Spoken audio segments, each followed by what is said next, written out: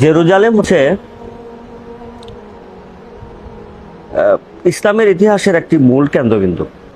Jerusalem অর্থাৎ বাইতুল মুকাদ্দাস, যেটাকে মসজিদুল আকসা, আরেকটি নাম হচ্ছে মসজিদুল কুদস। আবু দাউদ শরীফে একটি হাদিস, যে হাদিসটি এভাবে যে জেরুজালেমে ইহুদিরা প্রবেশ করবে আর ইসরাব অর্থাৎ মদিনা থেকে খেলাফত চলে যাবে। আবার এখানে খুব সাথে সাথে আরেকটি ঘটনা ঘটবে, সেটা হলো আমরা সাধারণত নেটো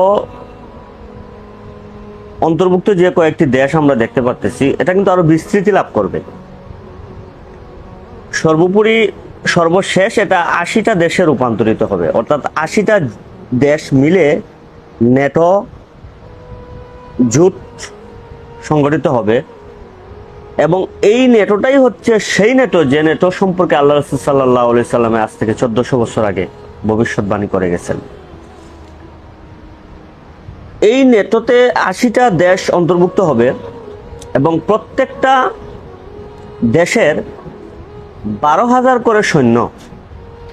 ফুরাত নদীর নিচ থেকে যে সম্পদটা উঠবে, আল্লাহ রাসূল সাল্লাল্লাহু আলাইহি ওয়াসাল্লাম বলে গেছেন যে সম্পদের অর্থাৎ স্বর্ণের পাহাড় উঠবে। স্বর্ণের পাহাড় বলতে আমরা এখানে রূপাত্মক শব্দ মনে করে যদি এটাকে বিশ্লেষণ করি, সরাসরি এখানে আল্লাহ রাসূল সাল্লাল্লাহু আলাইহি সাল্লাম যদি তৎকালীন সময়ে বলতেন যে অক্সিজেন অথবা অকটেন অথবা পেট্রোল ডিজেল এগুলা বললে হয়তো সাহাবায়ে কেরামরা এটা বুঝতে পারতেন না। এজন্য এখানে রূপাত্মক শব্দ ব্যবহার করে বলা হয়েছে যে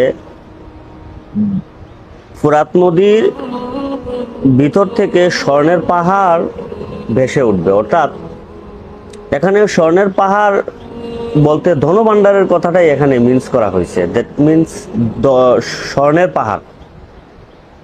দেখেন এখানে আবার এই তেলগুলাকে যারা ক্রয় করবে, যে দেশগুলি, তাদের টাকা দিয়ে অর্থাৎ স্বর্ণমুদ্রা দিয়ে এটা ক্রয় করবে, মানে স্বর্ণমুদ্রা দিয়েই এটা ক্রয় করবে। এজন্য ওই স্বর্ণমুদ্রা রূপান্তরিত হবে। বিষয়টা এভাবে বিবেচনা করা যায়।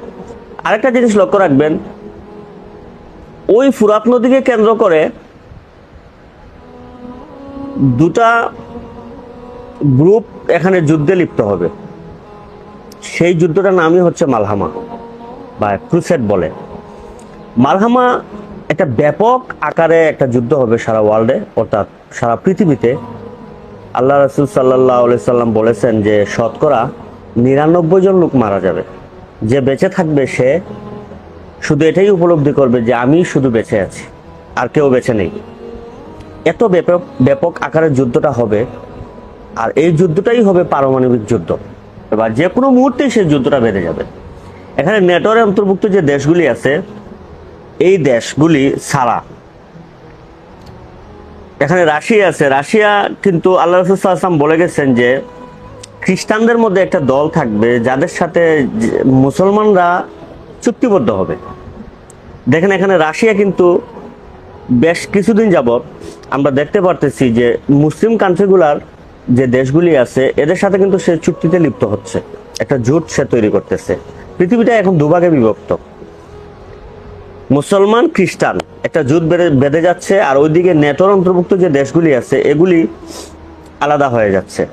এই দুটা গ্রুপে মিলে কিন্তু যে তুমুল যুদ্ধ হবে, পারমাণবিক যুদ্ধ, যেটাকে আল্লাহ রাসূল সাল্লাল্লাহু আলাইহি ওয়াসাল্লাম মালহামা বলেছেন বা খ্রিস্টানরা ক্রুসেড বলে। এই যুদ্ধটা অত্যন্ত ভয়াবহ যুদ্ধ হবে এবং অত্যন্ত ভয়াবহ রূপ নেবে। এখানে আল্লাহ রাসূল সাল্লাল্লাহু আলাইহি সাল্লাম বলছেন যে এখানে প্রায় নেটোর অন্তর্ভুক্ত যে 80টি দেশ থাকবে, প্রত্যেকটা দেশ থেকে 12,000 করে সৈন্য একত্রিত হবে এবং সবাই মিলে একটা ভয়াবহ যুদ্ধ হবে। সেই যুদ্ধটা পারমাণবিক অস্ত্রের দ্বারাই যুদ্ধটা হবে। পৃথিবী সম্পূর্ণ চেঞ্জ হয়ে যাবে। সেই পৃথিবীটা আবার তার পূর্বের জায়গায় চলে যাবে। পৃথিবী ঠিক তার পূর্বের অবস্থানে চলে যাবে। স্যাটেলাইট বলেন, ইন্টারনেট বলেন বা আনুষঙ্গিক যে বিষয়গুলি বলেন, এগুলো কিছুই থাকবে না, সব ধ্বংস হয়ে যাবে।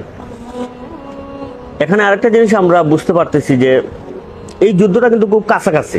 পারমাণবিক যুদ্ধটা আপনি যে কোনো সায়েন্টিস্ট বলেন আর সেনাবাহিনীর সর্বোচ্চ কর্মকর্তাদের জিজ্ঞেস করেন বা যে কোনো আন্তর্জাতিক গবেষককে জিজ্ঞেস করেন, ওরা সবাই একটাই মতামত যে পারমাণবিক যুদ্ধ খুবই কাছাকাছি, যেটাকে বলে মালহামা।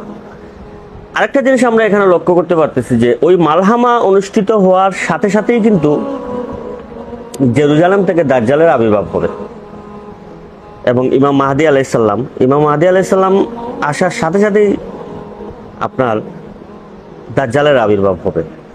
এখানে আরেকটা জিনিস আপনি খুব ঠান্ডা মাথায় জিনিসটা বিবেচনা করবেন। আমরা কিন্তু আল্লাহ রাসূল সাল্লাল্লাহু আলাইহি ওয়াসাল্লাম একটি হাদিসে বলেছেন যে ইস্তানবুল অর্থাৎ কুস্তুনতুনিয়া, এটা কিন্তু মুজাহিদরা অর্থাৎ ইসলামের মুজাহিদরা ইস্তানবুল দখল করবে, পুনরুদ্ধার করবে।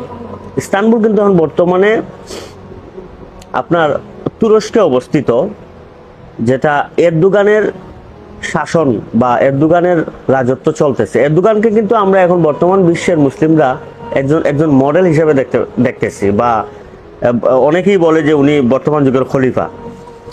এরদোগান কিন্তু নেটোর অন্তর্ভুক্ত, অর্থাৎ তুরস্ক কিন্তু নেটোর অন্তর্ভুক্ত একটি দেশ, নেটোর সদস্য। আল্লাহ রাসূল সাল্লাল্লাহু আলাইহি ওয়াসাল্লাম বলছেন যে তুরস্কের অর্থাৎ ইস্তানবুল মুসলমানরা বিজয় করবে খুব কাছাকাছি সময়। তাহলে এরদোগান কেন নেটোর অন্তর্ভুক্ত? এখানে কিন্তু একটা প্রশ্ন আছে এবং খুব সুন্দর একটা ক্লেশ হয়। তাহলে আমরা কি বুঝতে পারতেছি? এরদোগান কিন্তু এখনো সঠিক পথে নয়। এখানে নেটোর অন্তর্ভুক্ত যে সদস্যগুলো আছে, এগুলো প্রথম রাশিয়াকে যে আঘাত করবে, তুরস্কেতে গাঁঠি বসে, অর্থাৎ তুরস্ককে সামনে রেখেই তুরস্কের আকাশসীমা এবং স্থলসীমাকে ব্যবহার করেই ওরা রাশিয়াকে আক্রমণ করবে। তখন তুরস্ক একদম ধ্বংস হয়ে যাবে। আপনার পারমাণবিক যুদ্ধের ফলে তুরস্ক একদম ধ্বংস হয়ে যাবে। তখনই মুসলমান মুজাহিদরা তুরস্ককে পুনরুদ্ধার করবে, অর্থাৎ স্বাধীন করবে এবং খেলাফত প্রতিষ্ঠা করবে। এই বিষয়গুলি আসলে সচরাচর আমাদের ভাবার প্রয়োজন। বর্তমান আলেম সমাজ বা বর্তমান যারা উলামায়ে কেরামরা আছেন, কুরআন এবং হাদিসকে বর্তমান বাস্তব ধর্মী চিন্তাভাবনা নিয়ে যারা বর্তমান মুসলমান উম্মাহ যারা আছে, তাদেরকে দিক নির্দেশনাবলী দেওয়া, দিক নির্দেশনাবলী আলোচনা করা এবং দিক নির্দেশনাবলী বক্তব্য পেশ করা, যে বর্তমান যে একটা সময় আখেরি জামানা, অত্যন্ত কঠিন এবং খুবই ভয়াবহ একটা সময়, আমাদের কাছাকাছি সময়ে কিন্তু মালহামা। এখন আমাদের আসলে মূলত করণীয়টা কি? এটা দিক নির্দেশনা দিবেন উলামায়ে কেরামরা যারা হকের উপরে প্রতিষ্ঠিত।